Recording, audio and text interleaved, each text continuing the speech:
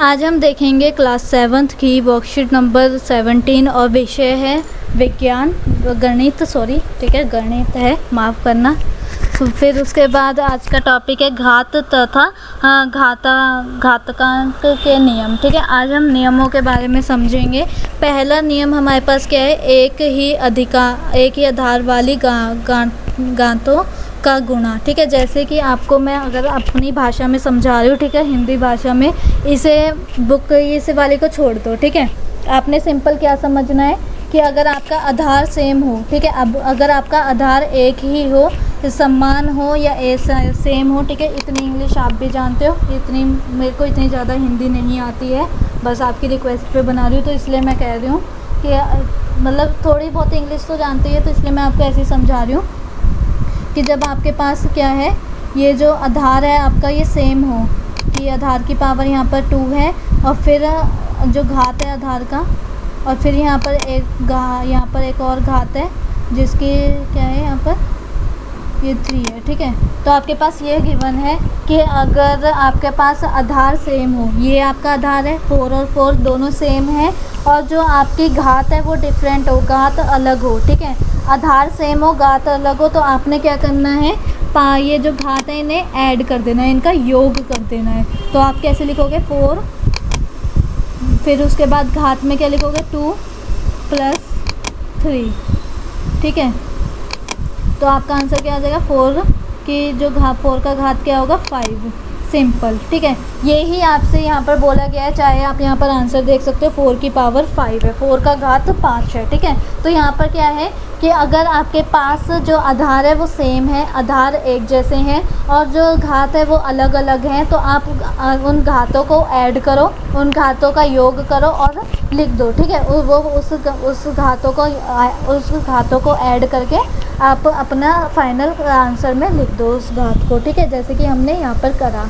अगर ऐसे ही चीज़ यहाँ पर ये जो डिवाइड की जगह क्या आ जाता, मल्टीप्लाई की जगह क्या आ जाता, गुणा की जगह अगर विभाजन आ जाता, कि विभाजन करना है हमने, तो कैसे करते हैं हम विभाजन में। आपको सिंपल ये याद रखना है कि ये जो पावर होती है इसे पूरा रफ कर देती हूँ क्योंकि इससे नहीं हो पाएगा। विभाजन में हमें याद ही रखना है कि जब 3 का घात क्या है, आधार सेम होना चाहिए, आधार जो है वो इक्वल होना चाहिए। जैसे इसमें आधार क्या है 3, तो 3 की घात क्या है 4 और डिवाइड बाय, फिर दोबारा 3 है आधार हमारा, 3 की घात क्या है 2। ठीक है, तो इसमें क्या है, आधार सेम है, घात अलग है, तो हम यहाँ पर क्या करेंगे, और बीच में साइन डिवाइड का है, विभाजन का है, तो 3 को कुछ नहीं करेंगे, 4 - 5 कर देंगे, घात को एक दूसरे से क्या करेंगे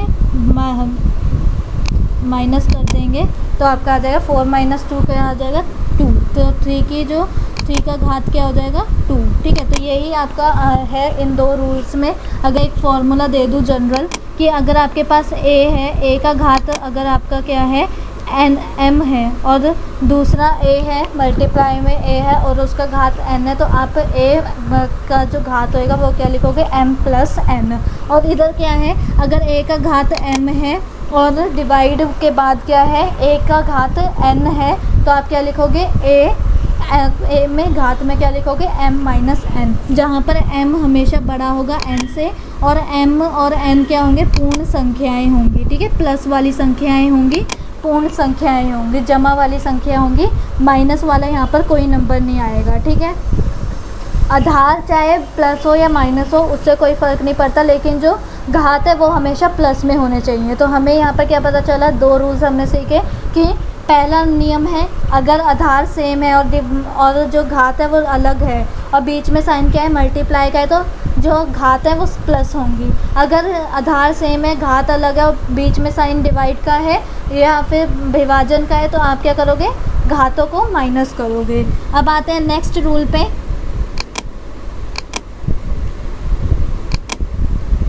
नेक्स्ट हमारे पास नियम है कि अगर हमारे पास क्या होगा, घात पे घात होगा, मीन्स 2 की पावर 2 का क्या है 2 की पावर 3 है और फिर उसके बाद पावर 2 है। ठीक है, आपके पास कुछ ऐसा अगर होगा तो आप क्या करोगे, सिंपल इन घातों को क्या करोगे, मल्टीप्लाई कर दोगे, इन घातों को मल्टीप्लाई कर दोगे।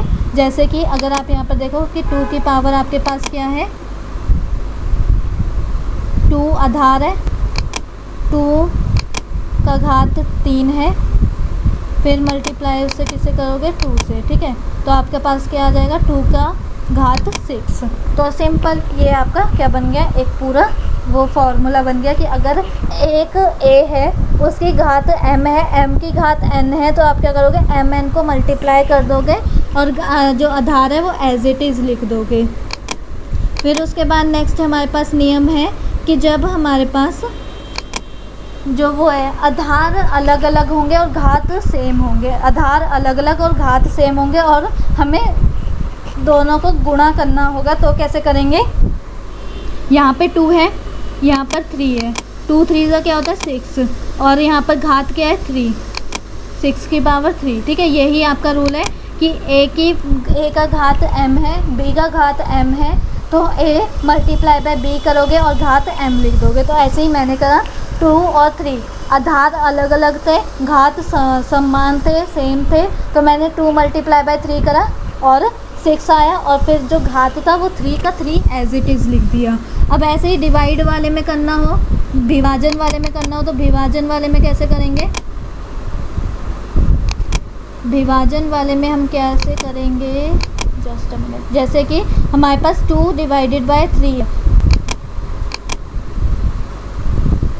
डिवाइडेड बाय 3, इसका ऐसे एक पूरा ब्रैकेट में बंद करेंगे और घात क्या है 4, तो 4 हम यहाँ पर लिख देंगे, सिंपल, ठीक है। 2 डिवाइडेड बाय 3 और फ्रैक्शन फॉर्म में लिखेंगे, भिन्न की फॉर्म में लिखेंगे, और जो घात है वो ऐसे लिख देंगे, ठीक है।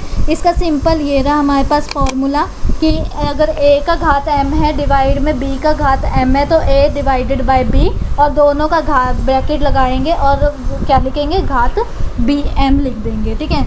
और उसके बाद आता है एक और रूल, लास्ट है ये रूल, कि अगर आपके पास किसी भी नंबर का क्या है, किसी भी नंबर का घात 0 गिवन होगा, 0 गिवन होगा, तो आपका जो आंसर होगा वो हमेशा 1 आएगा, ठीक है।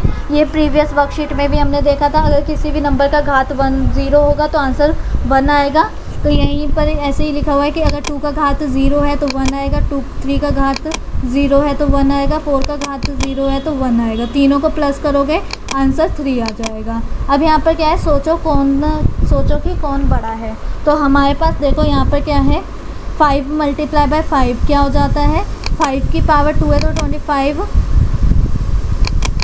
मल्टीप्लाई बाय 3 होगा, है ना।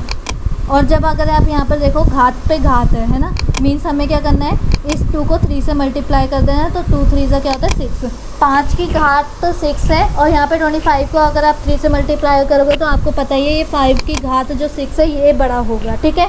अब आते हैं हम नेक्स्ट वाले पे, जो आज का हमारा मेन है ये, ठीक है। निम्नलिखित में से प्रत्येक को सरल करके घातांक रूप में लिखे, ठीक है। तो यहाँ पर देखो हम इसे कैसे लिख सकते हैं, इसे एकदम सिंपल फॉर्म में कैसे लिख सकते हैं, 2 की पावर p की पावर 3 है, मल्टीप्लाई का साइन है और p की पावर 2 है, आधार सेम है, आधार हमारा सेम है तो p लिखेंगे, और घात हमारा डिफरेंट है तो और मल्टीप्लाई का साइन है, तो हम क्या लिखेंगे, 3 + 2 कितना होता है, 3 + 2 हमारे पास आ जाएगा, जो p है उसकी पावर 5 आ जाएगी, ठीक है, p का घात 5 आ जाएगा। तो ये हमारा आंसर हो गया। अब ऐसे ही नेक्स्ट वाला देखो, -4 है, ठीक है, -4 एज इट इज़ लिखोगे, और जब 100 में आप प्लस करोगे 20 तो क्या आ जाएगा 120, ठीक है। आधार सेम है, घात अलग है, तो आपने और बीच में साइन मल्टीप्लाई का है तो आपने घातों को जमा कर देना है। उसके बाद यहाँ पर अगर आधार सेम है, घात अलग है और बीच में साइन डिवाइड का है, तो आप क्या करोगे, आधार सेम लिखोगे और एक के घात को दूसरे के घात से माइनस कर दोगे, तो आपका क्या आ जाएगा, 15 - 13 2 आ जाएगा। ऐसे ही यहाँ पर 7 है घात आपका, और फिर उसमें से 13 - 10 करोगे तो कितना आ जाएगा 3, ठीक है, 7 की पावर 3। और फिर यहाँ पे क्या है, घात पे घात है, मतलब कि के पास यहाँ पर 6 है, 6 एज इट इज़ आ जाएगा, 2 × 10 20, फिर उसके बाद यहाँ पर देखो 7 है, 7 तो आपका एज इट इज़ आ जाएगा, घात पे घात है, 50 मल्टीप्लाई बाई 2 10, ठीक है, 100 आ जाएगा। और फिर उसके बाद यहाँ पर देखो आधार अलग अलग आ गए, घात सेम है, ठीक है। तो आधार जब अलग हो और घात समान हो तो हमें क्या करना पड़ेगा, आधार को आधार से मल्टीप्लाई करना है, ए को आप टी से मल्टीप्लाई, और आधार घात क्या है आपका 2, तो 2 आप ऐसे ही लिख दोगे। और यहाँ पर देखो -2 है, मल्टीप्लाई बाय -3 है, माइनस माइनस क्या हो जाते हैं, प्लस हो जाते हैं जब मल्टीप्लाई होता है, तो 2 मल्टीप्लाई बाय 3 6 हो जाएगा। और घात हमारा क्या होएगा, 4 आ जाएगा घात हमारा, क्योंकि 4 दोनों में है, ठीक है, घात ये सेम है। अब यहाँ पर ऐसे ही डिवाइड वाला है, तो 2 बाय डिवाइडेड बाय b, और आप इसका टोटल लिखोगे जब आप इसमें फिर ऐसे पूरा होल ब्रैकेट चढ़ाओगे, और आपका घात क्या आ जाएगा 5। ऐसे ही नेक्स्ट है 5 और डिवाइडेड बाय -2, और आपका पूरा का पूरा ये जो है ब्रैकेट में आके घात क्या है 6, ठीक है। तो ये आपका आंसर हो गया ख़त्म, ठीक है। इतना ही सिंपल है आपका, बस आपको रूल्स याद होने चाहिए। अगर बीच में मल्टीप्लाई का साइन है और आपके जो आधार हैं वो सेम है, तो आप क्या करोगे, पावर जो घात है उन्हें ऐड करोगे। अगर डिवाइड का साइन है तो माइनस करोगे घातों को, अगर घात पे घात है तो मल्टीप्लाई करोगे, अगर आधार अलग है तो आधारों को मल्टीप्लाई करके जो घात आपका है वो लिखोगे, और डिवाइड है तो डिवाइड फ्रैक्शन भिन्न की फॉर्म में लिखोगे, और जो घात है वो एक जैसा लिखोगे, ठीक। यहाँ पे हमारी वर्कशीट भी कंप्लीट होती है। आई होप आपको वीडियो अच्छी लगी हो, अगर अच्छी लगी है तो प्लीज़ लाइक कीजिए, और चैनल पे नए हो तो सब्सक्राइब करना बिल्कुल ना भूलें, और कमेंट में रिव्यू ज़रूर दें।